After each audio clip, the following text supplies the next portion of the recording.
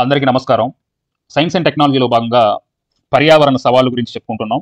ఈ పర్యావరణ సవాల్లో మనం ప్రీవియస్ క్లాస్‌లో గ్లోబల్ వార్మింగ్ గురించి చెప్పుకున్నాం. ఈ క్లాస్‌లో ఆమ్ల వర్షం గురించి చెప్పుకుందాం. యాసిడ్ రైన్స్ గురించి చెప్పుకుందాం. Acid rains.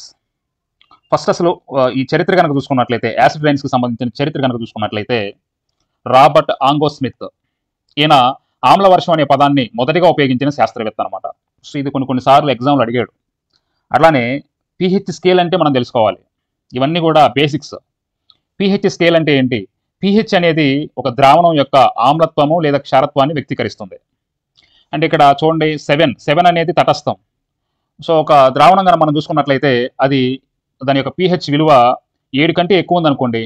సో ఆ ద్రావణం క్షారత్వాన్ని కలిగి ఉంది.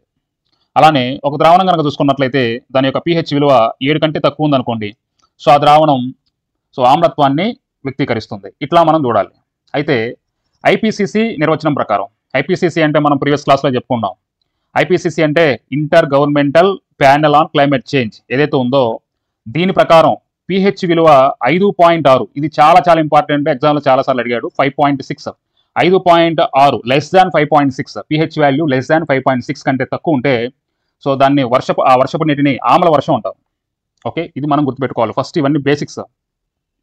సో ఇది ఇందులో నుంచి మనకి ఎగ్జామ్లో అడిగే మనకి బిట్స్ ఏంటంటే ఈ క్రింది వాటిలో దేనిని లేకపోతే ఏ ఇండికేషన్ని ఆమ్ల వర్షం అని పిలుస్తారు? ఐపీసీసీ నిర్వచనం ప్రకారం పీహెచ్ విలువ 5.6 కంటే తక్కువ కలిగిన వర్షపు నీటిని ఆమ్ల వర్షం అంటారు. ఇది గుర్తుపెట్టుకోండి. తర్వాత మరి మన భారతదేశంలో ఆమ్ల వర్షాలు కురిసిన ఏమైనా రికార్డ్స్ ఏమైనా ఉన్నాయా అంటే మనకి 1974లో 1974లో మొదటి ఆమ్ల వర్షం కురిసినట్టుగా మనకు నమోదైంది. సో ఎక్కడంటే ముంబైలో మనకు తెలుసు కదా పీహెచ్ వాల్యూ ఎట్లా గుర్తించారు? పీహెచ్ వాల్యూ 5.6 కంటే తక్కువ ఉంది కాబట్టి అది ఆమ్ల వర్షం అని గుర్తించడం జరిగింది. ముంబైలో మనకి చెంపూర్ పారిశ్రామిక ప్రాంతం అని ఉంటుంది. సో ఆ ప్రాంతంలో మొట్టమొదటిగా ఆమ్ల వర్షం కురిసినట్టు నమోదైంది అనమాట. సో కాబట్టి ఇయర్ గుర్తుపెట్టుకోండి 1974. అలానే ఇక్కడ ముంబై అనేది గుర్తుపెట్టుకోండి, ద ఫస్ట్ రికార్డ్. ఓకే, తర్వాత నెక్స్ట్ మరి ఆమ్ల వర్షాల్లో రకాలు కూడా ఉంటాయి. పొడి ఆమ్ల వర్షాలు ఉంటాయి, అలానే తడి ఆమ్ల వర్షాలు ఉంటాయి. పొడి ఆమ్ల వర్షం అంటే ఏంటి, అలానే తడి ఆమ్ల వర్షం అంటే ఏంటి, ఇది ఫస్ట్ మనం తెలుసుకోవాలి. సో పొడి ఆమ్ల వర్షాలు అంటే ఏంటంటే మనకు వర్షం కురిసినప్పుడు కాలుష్య కారకాలు కురుస్తూ ఉంటాయి. కాలుష్య కారకాలు అలానే సో ఆ వర్షంలో భాగంగానే దుమ్ము రేణువులు ఉంటాయి. సో అవి ప్రత్యక్షంగా భూమిపై పడతాయి. మీకు వర్షంలాగా పడదు. అందులో ఎన్నో కాలుష్య కారకాలు ఉంటాయి, అందులో ఎన్నో దుమ్ము రేణువులు ఉంటాయి. సో స్వచ్ఛమైన వర్షం పడదనమాట. సో ఇది ఇలా ఎక్కువగా మనకి లండన్లో ఉన్న కొన్ని ప్రాంతాల్లో కనపడుతుంది. ఓకే, ఎందుకని పారిశ్రామిక ప్రాంతాల్లో ఇలాంటి పొడి ఆమ్ల వర్షాలు ఎక్కువగా కురుస్తూ ఉంటాయి. ఓకే, అలానే నెక్స్ట్ తడి ఆమ్ల వర్షాలు. ఇందులో కూడా కాలుష్య కారకాలతో కూడిన వర్షం ఉంటుంది.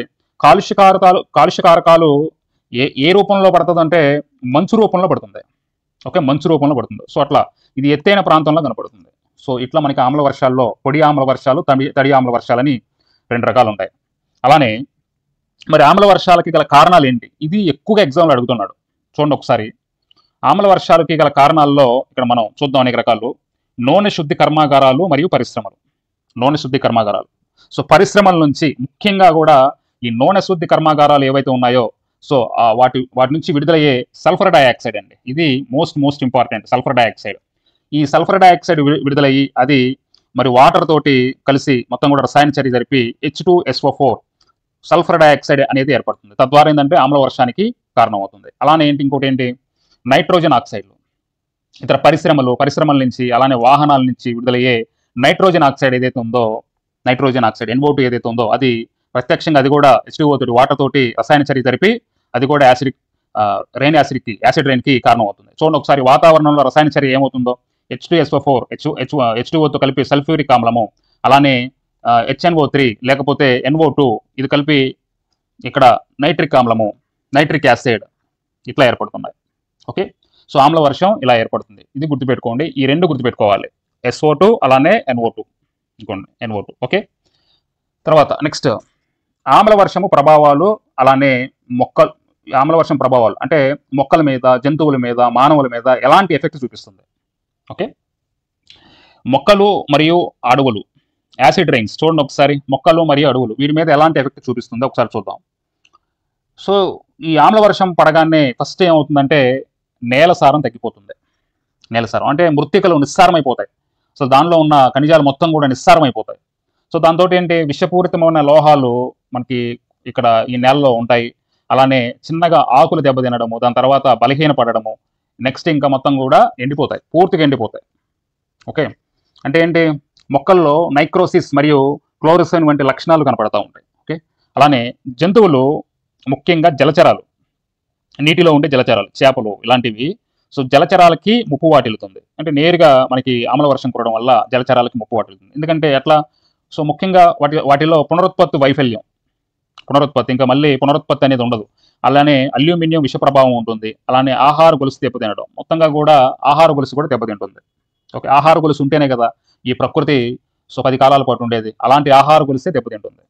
అట్లానే మానవుల మీద ఇప్పుడే మనం చెప్పుకున్నాం, SO2, NO2, ఇది మనం చూసుకున్నట్లయితే ఈ రెండు మనకి ఎఫెక్ట్ అయిపోయి, అంటే ఆమ్ల వర్షం పడి శ్వాసకోశ సమస్యలు ఏర్పడతా ఉంటాయి, తాగునీటి కాలుష్యం ఏర్పడతా ఉంటుంది, అలానే ఆహార భద్రత అనేది ఏర్పడతా ఉంటుంది. ఆహార భద్రత మనకి ఇంకా మొక్కలే లేకపోతే ఆహారం ఎక్కడి నుంచి వస్తుంది. అలానే తాగునీటి కాలుష్యం, పూర్తిగా మనకి ఆమ్ల వర్షం పడితే తాగునీరు అనేది ఎలా ఉంటుంది, అలానే శ్వాసకోశ సమస్యలు ఏర్పడతా ఉంటాయి. SO2, సల్ఫర్ డైఆక్సైడ్, అలానే నెక్స్ట్ నైట్రస్ ఆక్సైడ్ ఇట్లాంటివి ఉండడం వల్ల, ఓకే, నైట్రోజన్ ఆక్సైడ్ ఇలాంటివి ఉండడం వల్ల పూర్తిగా మన శ్వాసకోశ సమస్యలు ఏర్పడతాయి.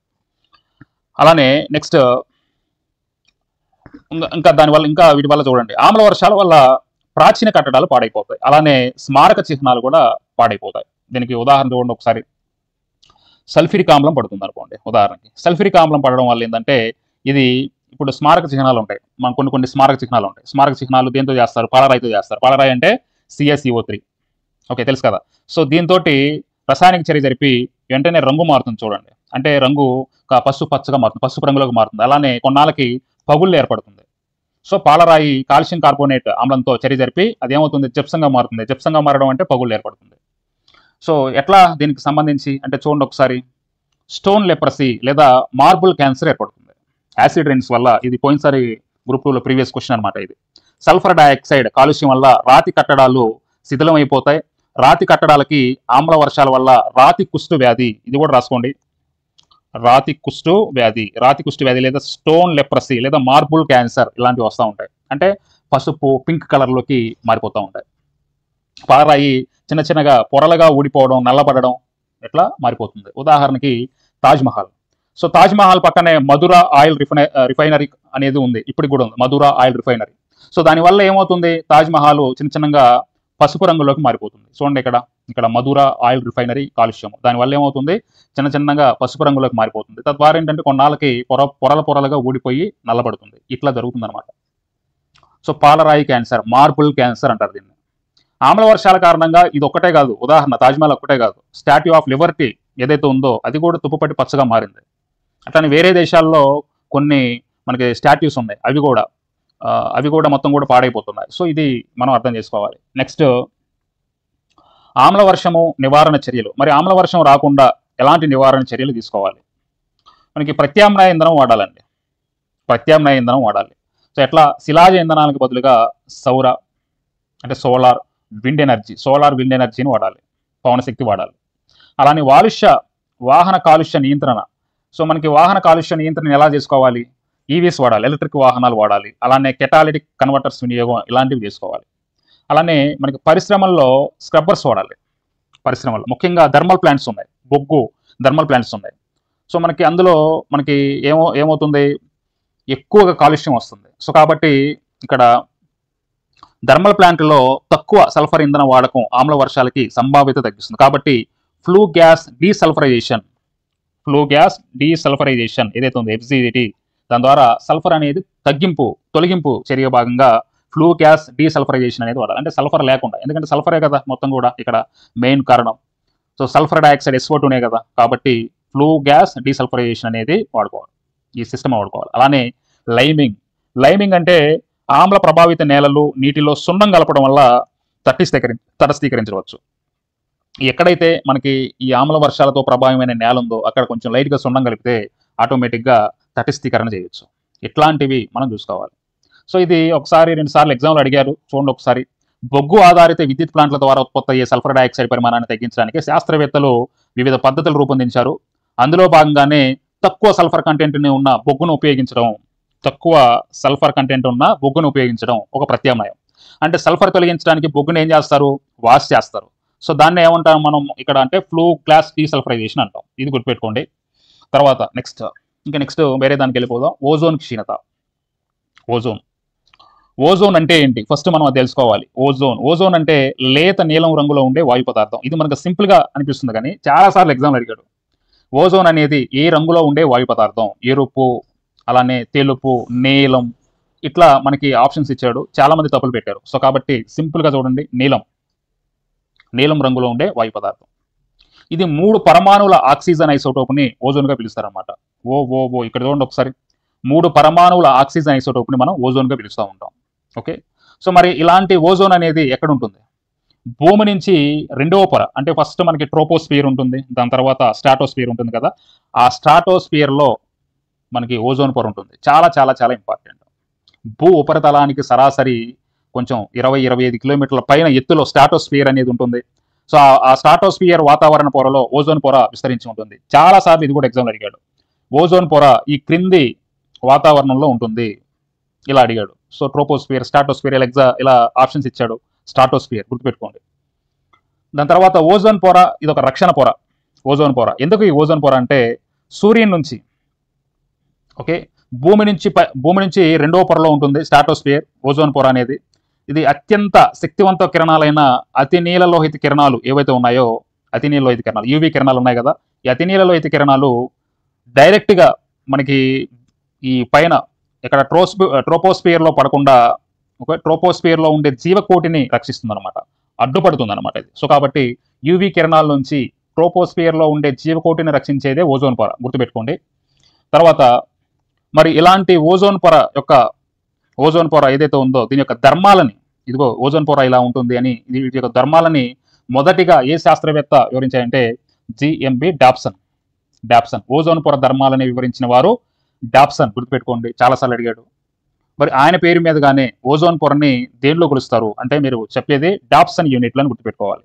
చూడండి ఒకసారి, ట్రోపో ఆవరణం, స్ట్రాటో ఆవరణంలో ఒక ఓజోన్ పొర ఉంటుందన్నమాట, ఓజోన్ పొర ఉంటుంది. సో కాబట్టి మనకి ఎన్ని యూనిట్లు ఉంది, ఎన్ని ఓజోన్ పొర మొత్తం కూడా ఓజోన్ అనేది ఎన్ని యూనిట్లు ఉంది? సో ఉదాహరణకి 300 డాప్సన్ యూనిట్స్ ఎట్లా కొలుస్తారనమాట, ఇది మనం గుర్తుపెట్టుకోవాలి.